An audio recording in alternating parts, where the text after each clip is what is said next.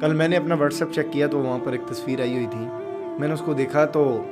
وہ کسی ملک کے اندر سکول ہے یا تقریباً کالج ہے, تو اس کے اندر انہوں نے بچوں کو سلایا ہوا ہے کلاس کے اندر نا.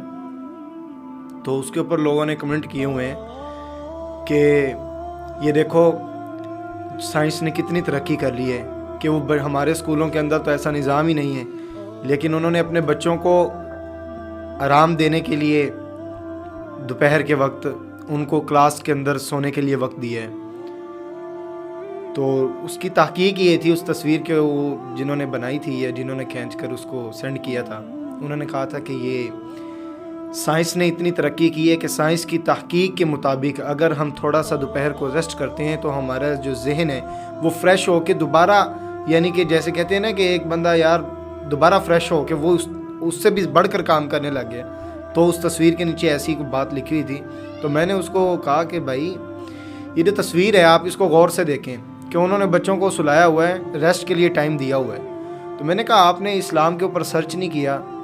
آپ صلی اللہ علیہ وسلم نے آج سے 1400 سال پہلے یہ طریقہ بتایا تھا جس کو ہماری زبان میں تو قیلولہ کہتے ہیں, کہ کھانے کے بعد اگر تھوڑا سا ریسٹ کیا جائے دوپہر کے وقت تو انسان کو تر و تازگی ملتی ہے, فریشمنٹ ملتی ہے. تو میں نے کہا آپ اگر علماء کرام کے اور قرآن کے قریب رہیں گے, آپ صلی اللہ علیہ وسلم کی سنتوں کا پتہ ہوگا نا آپ کو, تو آپ یہ چیز پھر اس طرح جس طرح آپ ایکسیپٹ کر رہے ہیں کہ یار انہوں نے اتنی ترقی کر لی, سائنس نے یہ کر لیا, تو سائنس کا کوئی کمال نہیں ہوتا. سائنس بھی ان باتوں پر تحقیق کرتی ہے جو بہت پرانی ہو اور کسی بڑے نے لکھی ہوں. تو آپ صلی اللہ علیہ وسلم ہمارے لیے ایک مشعل راہ ہیں. ہم نے ان کو اگر ان کی سیرت کو پڑھنا ہے تو پھر ہمیں پتہ لگے گا کہ آپ صلی اللہ علیہ وسلم نے جو ہمیں باتیں بتائی ہوئی ہیں, جو سنت طریقے ہیں, تو ہم اگر ان کو دیکھیں تو آپ صلی اللہ علیہ وسلم نے ہمیں پوری زندگی